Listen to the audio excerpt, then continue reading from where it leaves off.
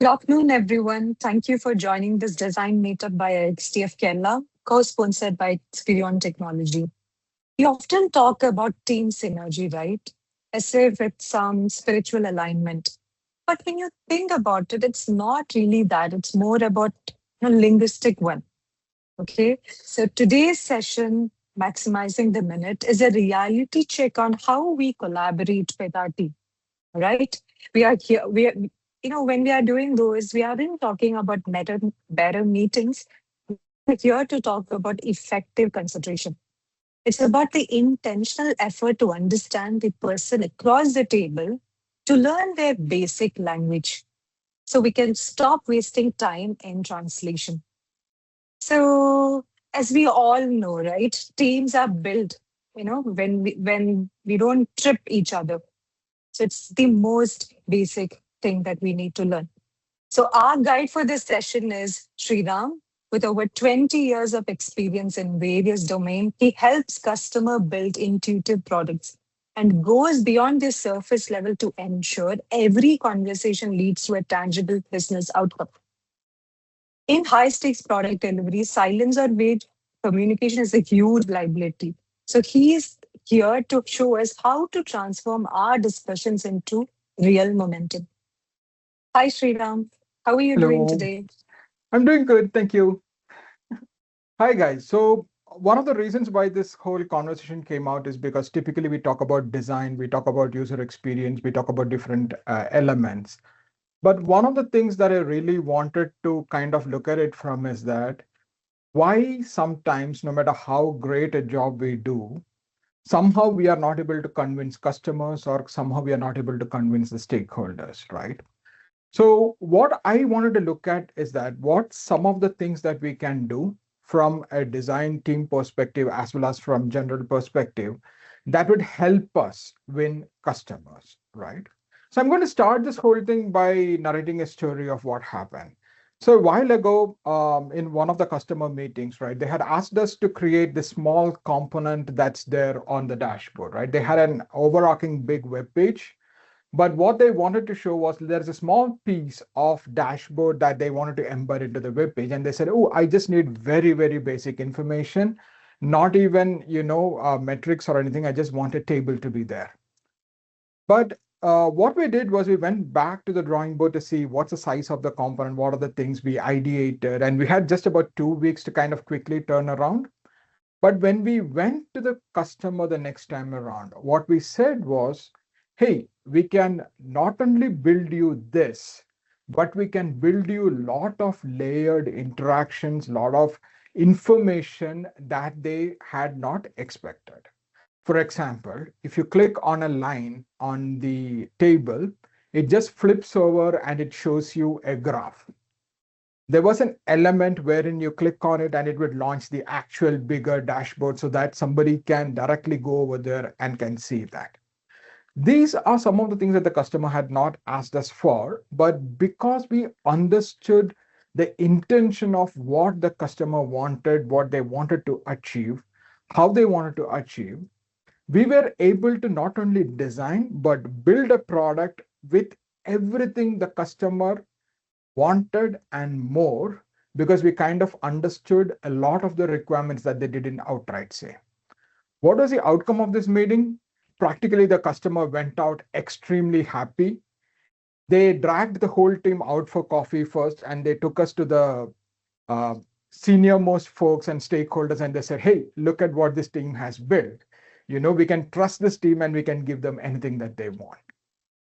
What we talk about maximizing the minutes is just that we get little opportunities for us to showcase our skills, showcase our ability. And if we are able to do something to maximize it, the impact of it is tremendous, you know. And with that in mind, one of the things I want to talk about is like typically in our project life cycle, there are four definitive phases that we do.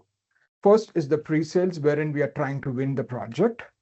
Once we win the project, the next part is the discovery, where we try to understand the existing product or understand the requirements, come up with some things, create your things.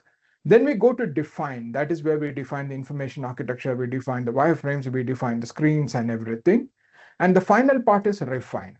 No matter whatever we define, finally, when we sit down to develop, we sit down with the customers based on the time, based on the technology, based on different things, we may have to revisit and we have to change the designs.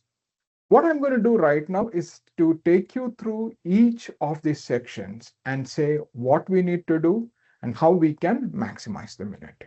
And before that, I would like to tell one more story that would come very interesting, because when I was doing consultancy on abroad, one of the first things that came across from the customers, they didn't interact with me for 3 months much.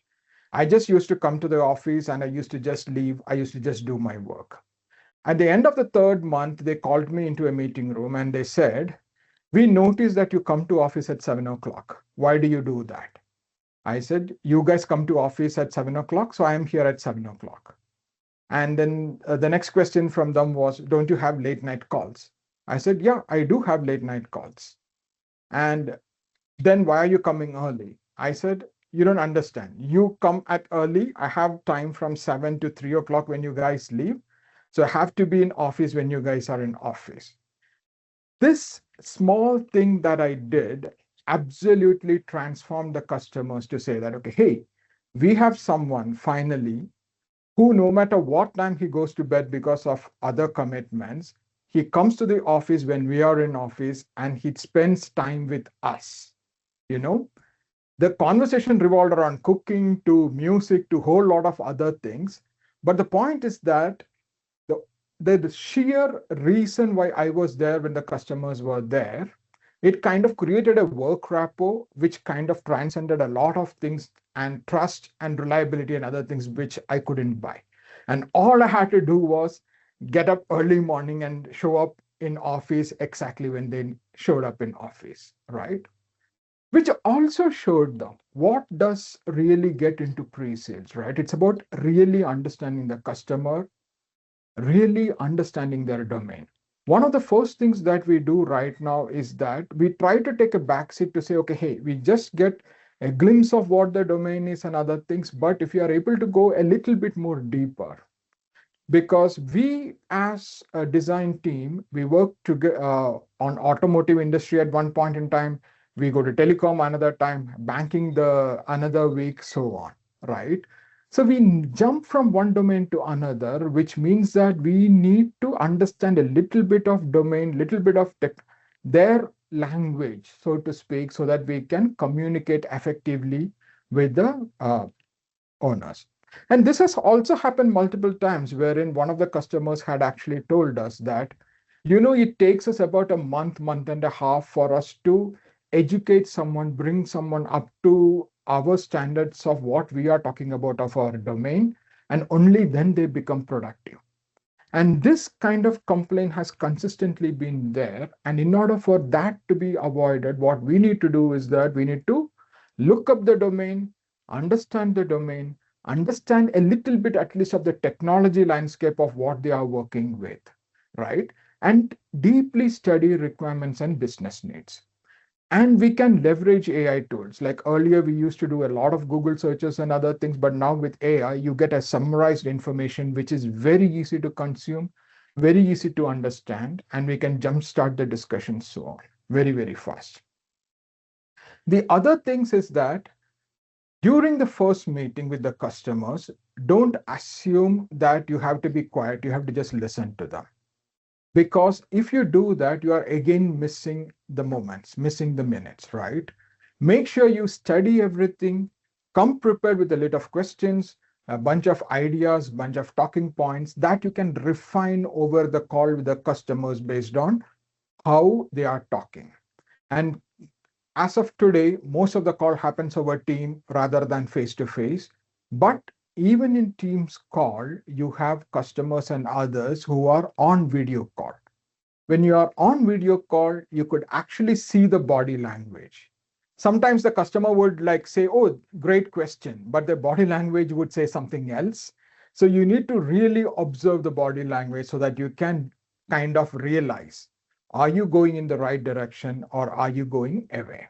The same thing is when the customers talk, if they are using certain things, like for example, in one of the customer meetings, when we were talking about information architecture being wrong, the customer immediately jumped and said, yeah, we had this evaluated internally and we realized that there is a lot of information, but the information architecture is complex, which immediately gave us a sense that the customer understands user experience, they understands the terminology, they already are familiar with a lot of things, which means that we don't have to explain a lot of things, whereas we can go a little bit more faster, cut a lot of the contents and slides that we were going to talk about because the customer really understands the same language as us, which allowed us to be more effective when we were talking to the customers. Now, another part of pre-sales is actually not just about communicating, it's about communicating maybe what's there in your mind, what's there in the vision, but also we need to do. So we had a meeting with, I believe, Japanese customers at one point in time, and we were building a workflow engine, an UML engine. And the customers just looked at it and said, your workbench, your product is very, very flat. It's very boring. It's not at all great. It's not at all intuitive. While all of the information that we need to do is there, but it's not a joy to use. So what we decided to do at that point in time was we had a concept of where we need to take this product. So what we told the customers was that bring that up and say, this is where we are planning to take the product in a couple of months' time. What do you guys think about it? The moment we showed that second version, they immediately said, wow, this is like night and day difference. This we want to buy, we want to use. How soon can you give it to us? Right? And this is something that we see again and again and again in interactions with the customers during pre-sales. It's all about telling them what is the art of possible. The art of possible really means that do we understand the customers? Do we understand what they want to achieve? And can we paint a picture of this is where we envision where your product would be? Do you envision the same thing? How do we together build something like that, right? Which again came in one of the customer interactions is wherein they said, hey, we need a dashboard. We need a dashboard built on Power BI. We needed to do this, right? We didn't have all of that because when you go to different customers would want different products for their dashboards, different technologies for their front end and so on, right? But if we are supremely confident about our team, about the ability that we have, we could always tell them what is possible by doing something. So we said, hey, we are using a different BI product, but if you want to switch to Power BI, we can very quickly do that because all of the data is already set up. And we just said, give us probably 2 days wherein we can quickly show you a working prototype, right?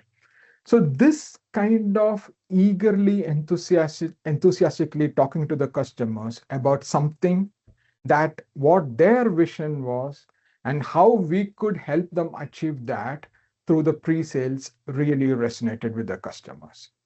The other thing that consistently comes across is that how do we communicate, not just about work-related things, because a lot of people are very, very passionate about different things.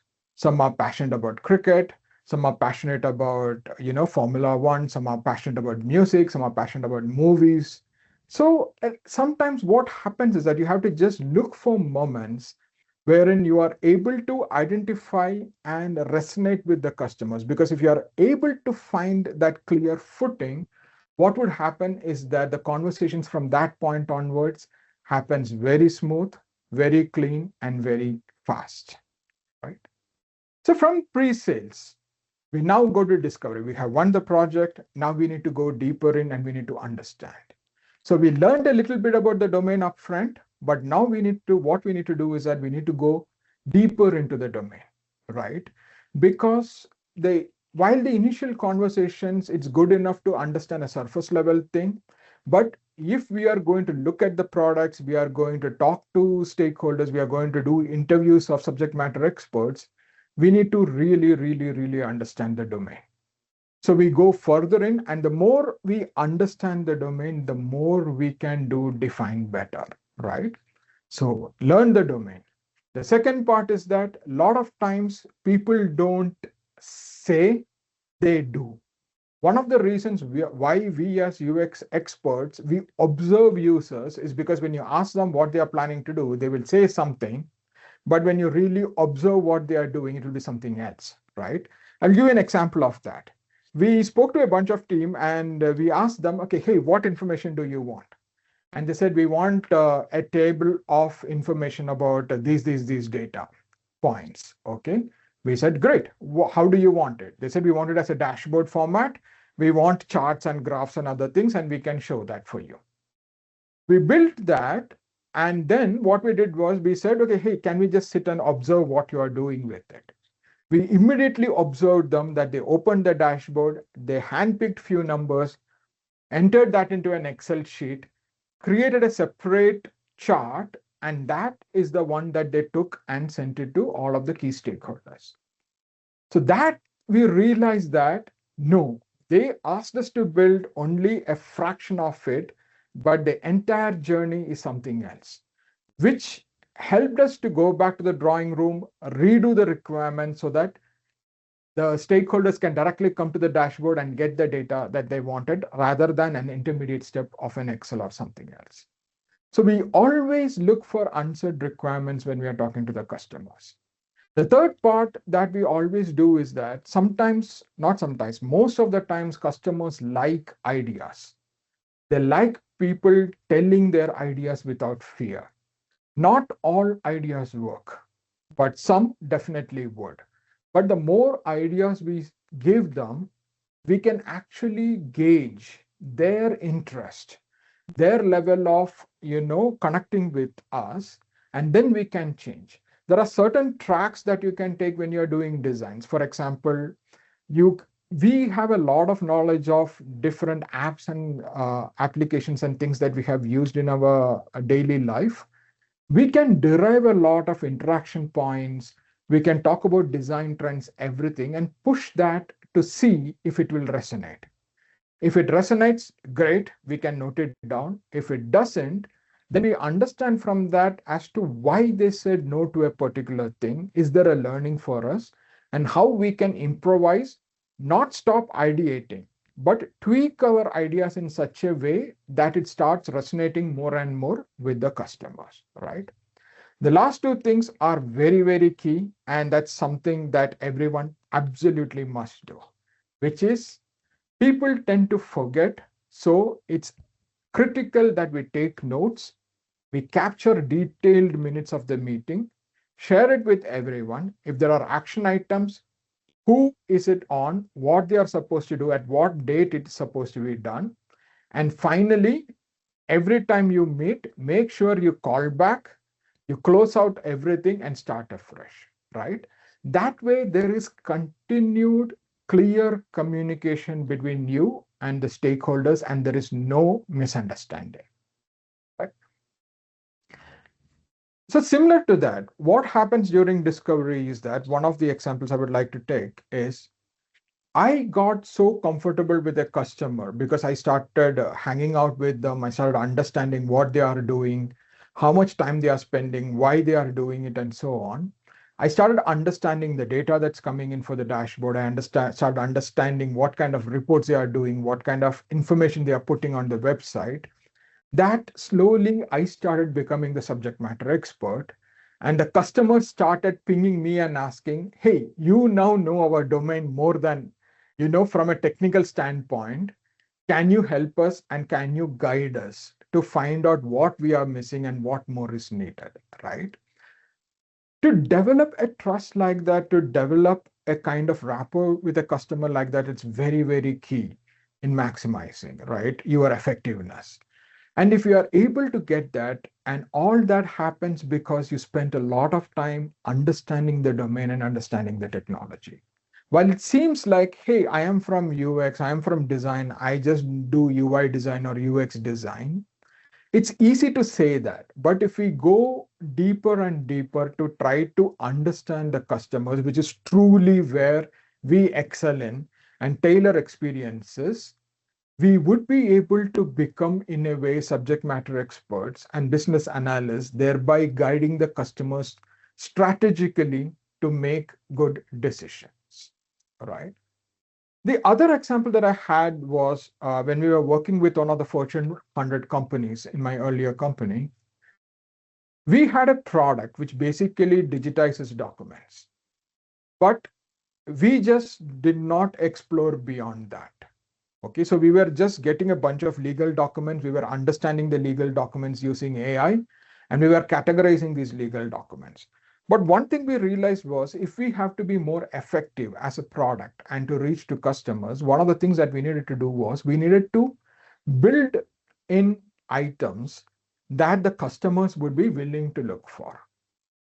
So what we decided to do over there was we had to keep an eye on the future, which is basically build in hooks in our product, in our designs. For example, if you build a design with a very fixed navigation, within a year or two, your navigation would become too complicated. Your information architecture would become too complicated for it to work for the website. Then you have to go and relook at your whole thing. Because over a period of time, things change, things get added in, embedded in, and the whole flow gets disrupted. You might have the perfect user journey, but eventually that will break because a lot of additional things would have come in, right? Like before KYC, few years ago when digital KFC came in, KFC was not even part of the whole customer journey. But then suddenly when it came in, literally every bank had to scramble and figure out how they would integrate it and whether it would break their flow or not, right? So what we had to do was we had to kind of create hooks to make sure that there is enough flexibility in the design because things are about to change in the future.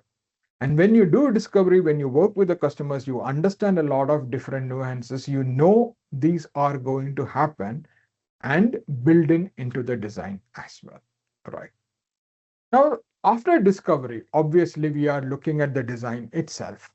And that's when the first thing comes in, where you actually was talking earlier. It's like, do we understand every team? Do we have a rapport with the team that we are working with? Because technical team are working with their own set of limitations, their ideas of stuff. The SMEs have their own vision. You have the stakeholders and the business who have their vision. Then we have the designers who have their vision, right? The idea is to bring everything together, every team together, and make sure that we are able to understand everyone so that there is less rework for us as to what we are doing. The second part is narrate everything as a story. If you are trying to pitch something, narrate it as a story. Bring in experiences from your past, bring in things that you could relate, something relate to the things that you have worked with. Tell everything as a story. Even if you are doing a design, don't just say, hey, look at this. This is a login screen. You click on it, you come to the dashboard, you see this information here, you see the details here. Rather than that, tell it as a story. There is Sam who wants this information. They are opening the application. Since they have already set up, system authentication, they are able to directly come in, and this dashboard is tailored for them to see the information that they want to see. What they would do. So that way you have a persona, you have a requirement for the persona, and you are taking them on a journey and you are narrating the screens as part of this persona's journey, right? Similarly, take a different persona and explain a different journey. That way, what happens is that people start envisioning that how a real user would look at this application, would look at all the components, and they have a perfect journey, right? So the more customers and others are able to relate to this whole thing, the more easier it is for them to understand the designs, no matter how complicated certain things could be. The third aspect that I want to talk about is that provide options. Too many times we go with one option, whether it's a wireframe or a design or anything. The moment we go with one option, there is nothing for them to compare it with. There is nothing to contrast. So it's only as is and to be. But if you give them options and tell them what are the pros and cons of each option, many a times customer would say, oh, I like element A, B, C from this design and C and D from here. Can we actually merge all of them and create a design which will be ideal for my vision, right? What I had envisioned my product to be. And that's where we win as a team, wherein we are able to capture exactly what they are not able to communicate to us, but for us to drag it out of them by giving them different options, right? Which kind of flows to the fourth one, which is assist the customer to reach their vision.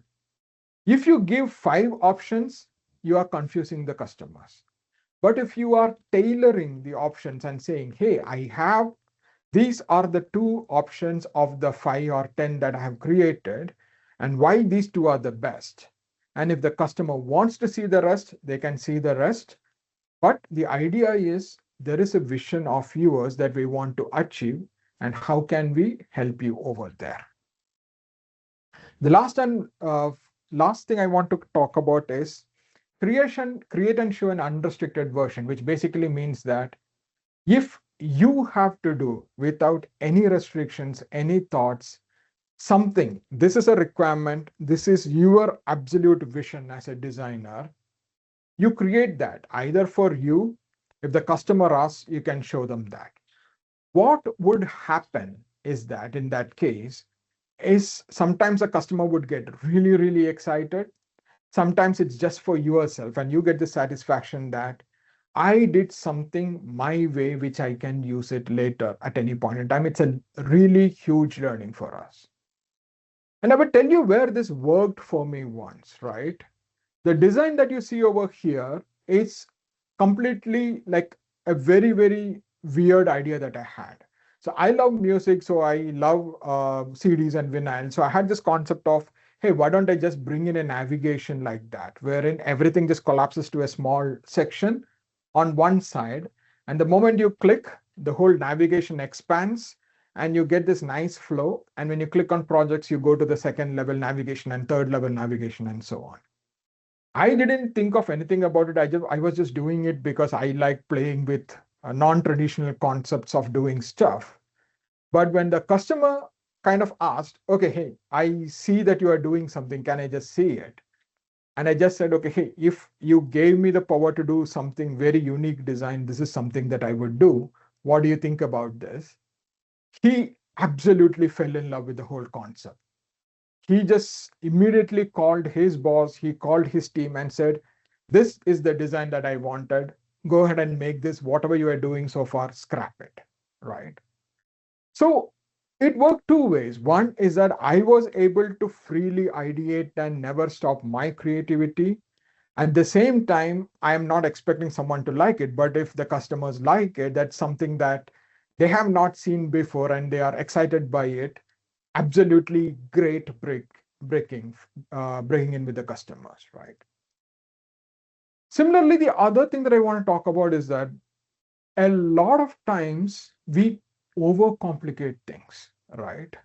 Sometimes it's all about editing and editing and editing to getting to a point wherein your design seems very simple, very minimal, but it's super, super, super effective. So in this particular thing, it's a sample of earlier application that I created. What we were trying to do was we were trying to locate different miners in a mine field, sorry, in a mine shaft. So basically, if there is any issue that happens, we could locate them and the rescue team can go and actually get them out of there. So all that I did was, basically had this image over here of the mine shaft and where everybody is. The moment there is an incident, you zoom into that incident and show where they are and how near a rescue team is and how fast they can reach. And you map the whole way. Because having problem in a mine shaft is very, very high, but it's very difficult for people to locate where people are, right? So by actually eliminating everything, we are not telling how many people are there. We are not overwhelming them with information unless, of course, there is an incident. And in that case, we have two jobs to do. One is rescue the people who are trapped, and two is to get everyone else from the surrounding areas out, and how fast we can do that. So what we did as an application was to really sit, understand the criticality of the problem, eliminate all the distractions, and look at it from a perspective where it's a lot more easier for us to skim through the thing and get to the information that's relevant and it's needed for the people who are doing their jobs. Right. Now comes the last part. Now that we have done everything, we have showed it to the customers, they liked it, we sit and start building, then what happens?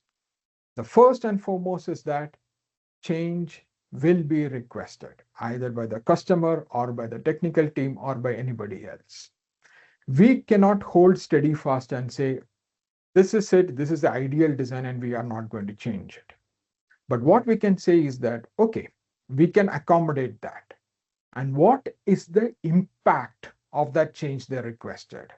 For example, if it's a case where somebody says this feature cannot be developed, then we need to tell all the concerned people as to what is the impact, why we envision that feature, what value that feature adds, and if it is not there, what is the impact of it.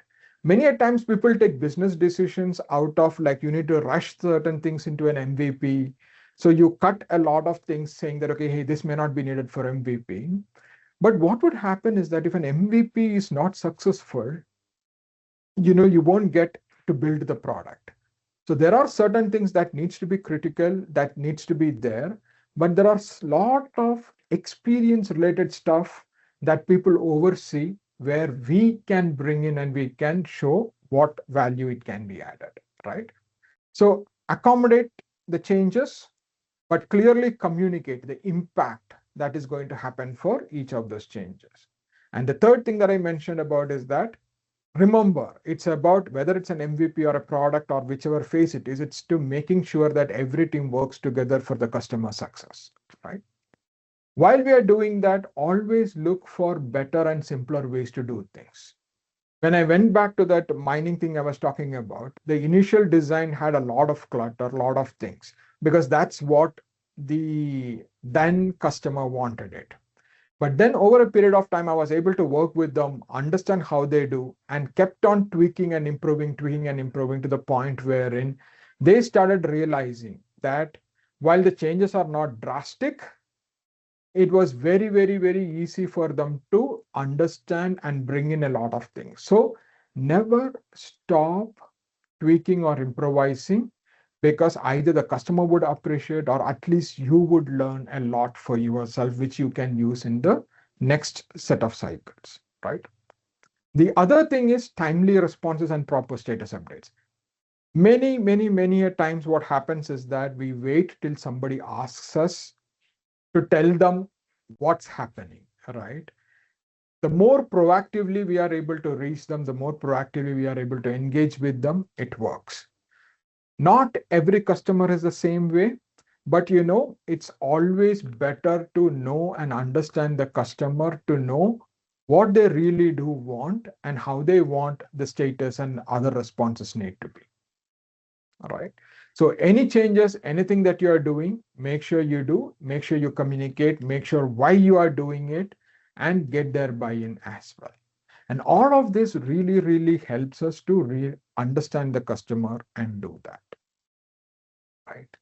Again, coming back, right, design at the end. This was a classic example of refine, wherein the design was done, it was approved, the whole application was built, and then the customer said, you guys don't get this product. You guys don't understand. This is not what I wanted, right? What do you do at that point in time? You have already burned so much time and effort and other things. Now the whole journey is to, I can't do everything from scratch, but how can you salvage? And this is where you may not get real concrete thing from the customer as to what's working, what's not working. But you work with the customer and all the team that has been working over there for a long time to understand what is the vision, what are the things that we can do, and how we can modify the designs to create a better impact.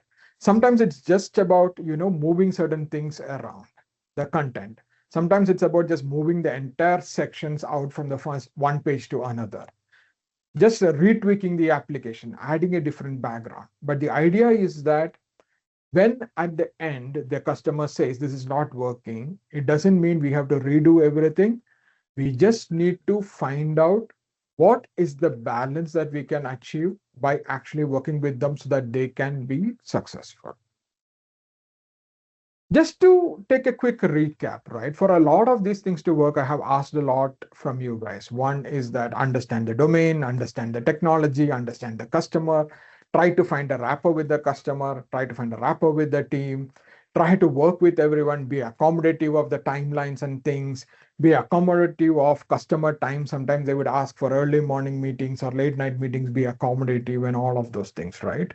But at the same time, I also want you guys to look at and say that do not limit yourself, because creativity is there in a lot of us.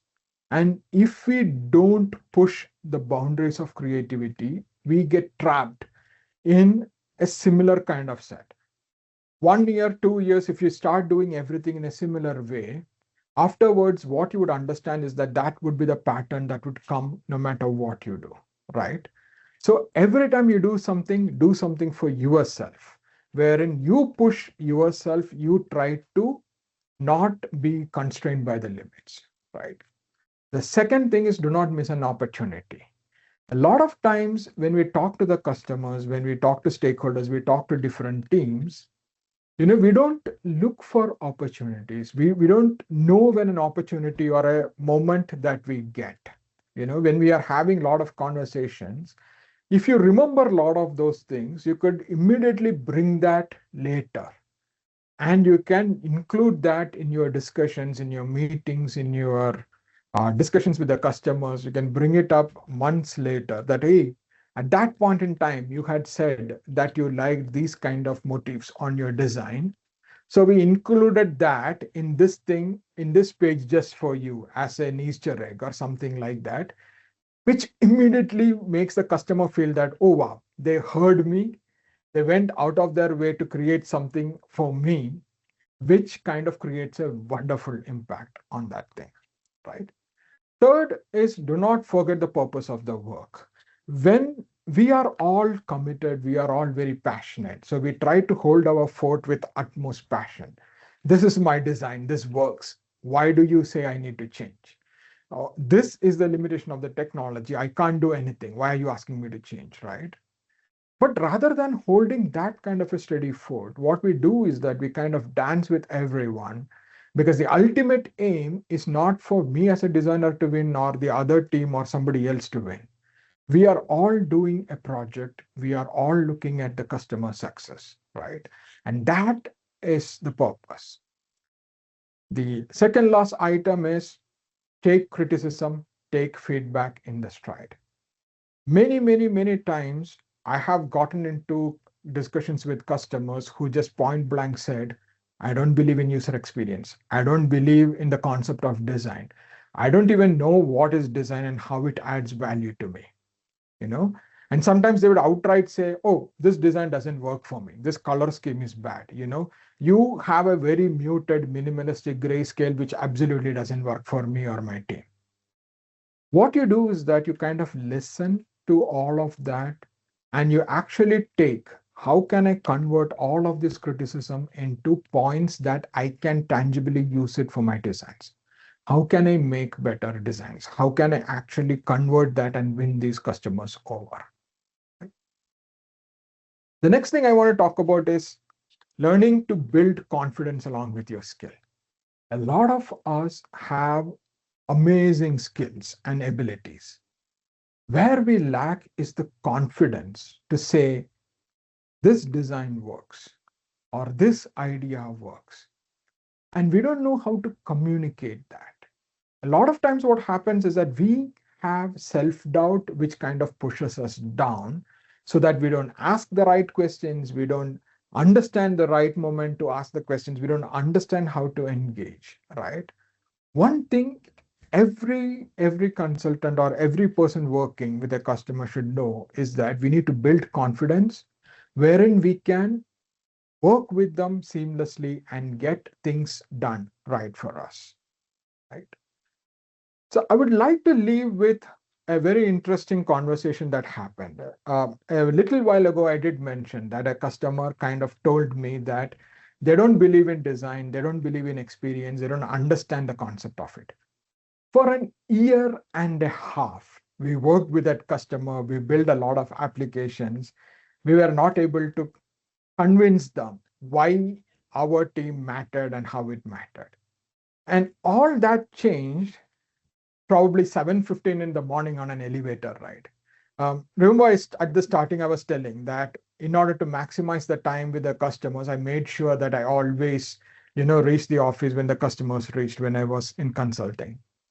So in this particular case, the customer came in and we happened to be in the same elevator going to the third or fourth floor. And I looked at the customer and he had a Rado watch. And I was very curious. I'm like, oh, wow, Rado is an amazing brand. It's an amazing watch that you have. So can you tell me how did you get to this, right? And he got super excited because he said, okay, hey, this is a family friend gifted me this for one of the family occasions, and how great this was, and how he liked Rado. And he had another watch, which was an Omega, and how he collects watches and how he goes to different events where he explores these watches and other things, right? And then he looked at my watch, and mine was a harmless Timex watch. And I told him the reason why I wear this Timex watch is not because of its value or anything. When I first traveled to US, my brother gave me his watch because I had forgotten my watch in the hurry of things. And he gave me a watch which was very, very similar to the one that I'm wearing. So I told him I'm wearing this because it's a memory and it's embedded in me. It's not about the watch, it's about the memory. So we got out of the elevator and I asked him, do you have 5 more minutes if you don't mind? And he said, yeah, nobody's here. Just come into my room, right?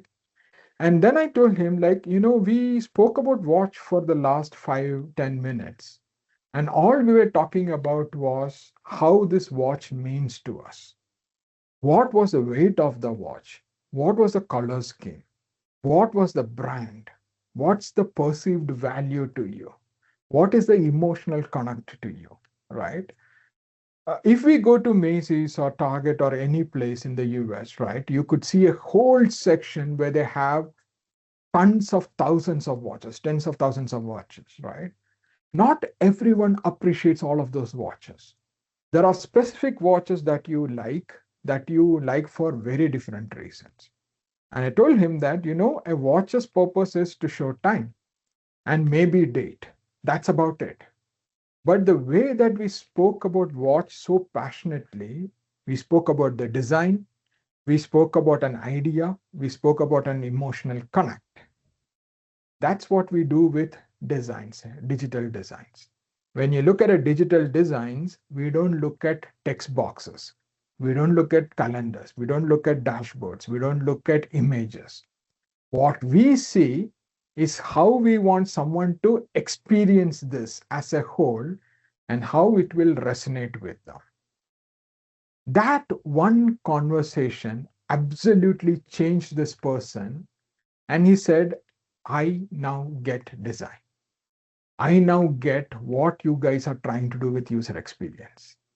And we had a customer, that customer absolutely became a torchbearer for experience design from that point on. The whole session about maximizing the minutes is all about that. It's about finding the right time with the customer, finding what works with them, communicate with them on that, and get them on our team. And it's not just for customers, any stakeholders, internal, external, any teams. It's all about working with them, trying to find what's best, and maximizing whatever little time we have with them. And with that, I'll close this session and thank you so much for attending this. Wow, I really the content that you just shared with us. It's so rich. A huge thank you to you, Sriram. Such an insightful perspective shift. Everybody who are watching it, like they will be looking at, all these meetings that they will be getting in a different perspective. Okay. So let's just check if there are any questions. This is the time, guys. If you have any questions, you could ask. Hello, can you hear me? Yeah. Yes, Tilova. Yeah. Thank you for such an insightful session, Sriram. It was really very great to hear all those points and how we should build it. My only thing is like when we work together and we work as a team, like with different kinds of team. It's you also mentioned about it with different kind of teams, like not only design. It's like design, tech. Uh, there are times when analytics teams and other teams when they come up, architecture team. Uh, there are different sort of viewpoints that you see to come up Yeah. for the Yeah. thing. How do you keep up your line of authority? Like you that if it is a design project or the customer is more aligned to design update and all this, but the take how do you in that discussion in that meeting, the team meeting, how do you keep up the whole discussion around the design mostly rather than giving more to the tech or the analytics team, the kind of hope I can make you understand that it I happens at more the time that the tech and engineering takes over. They try to put their foot down and tell like, okay, it's more of this.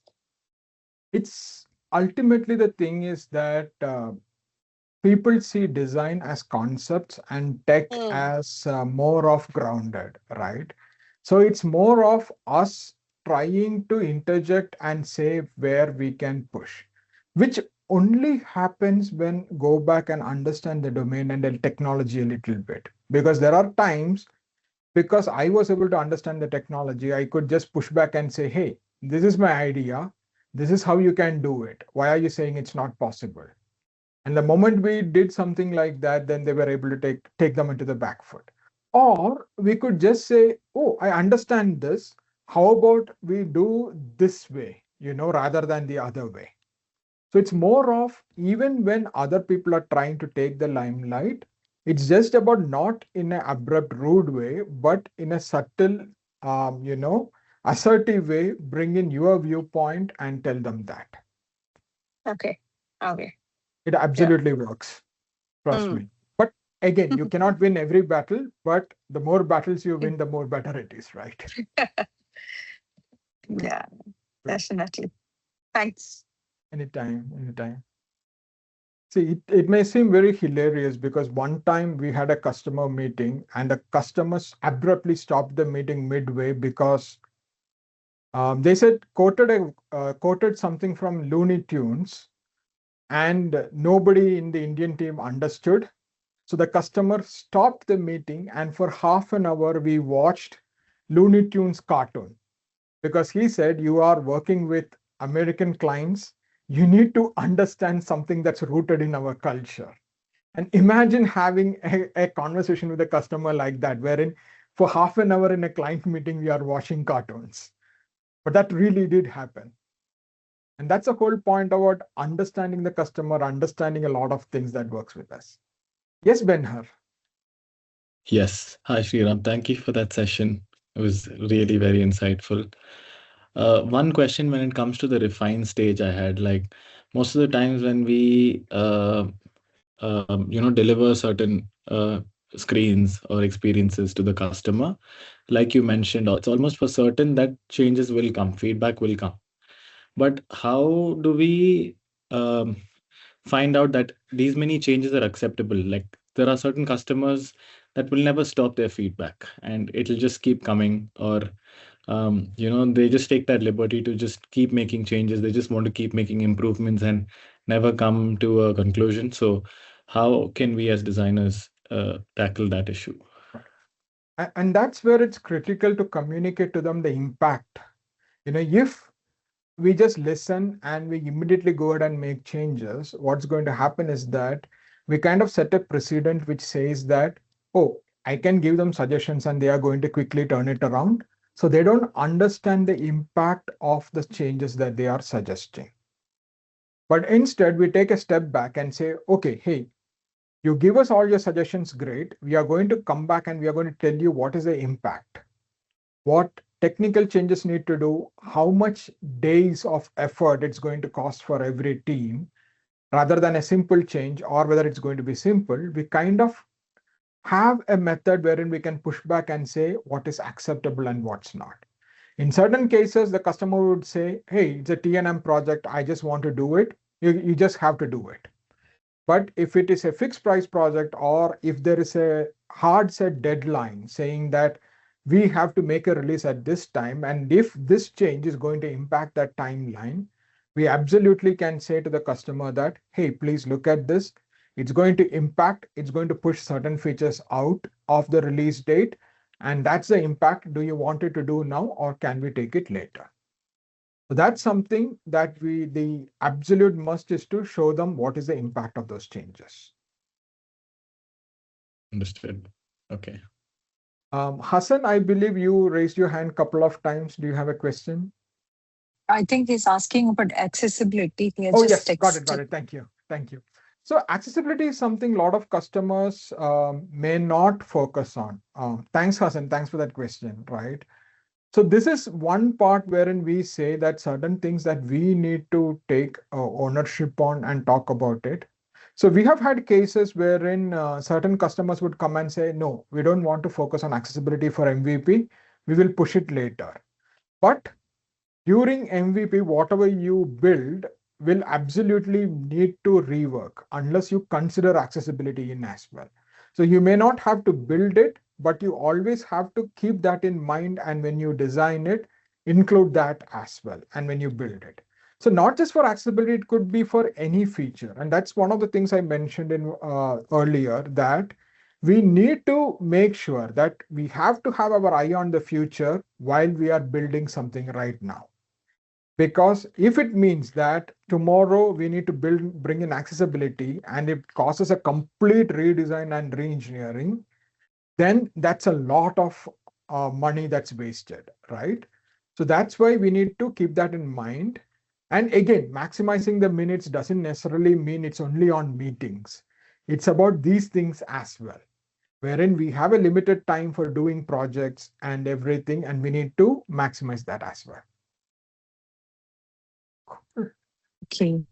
With that, we are coming to the end of this session. I really appreciate Shriram. Very valuable session. Thank you a lot. Thank you. Okay.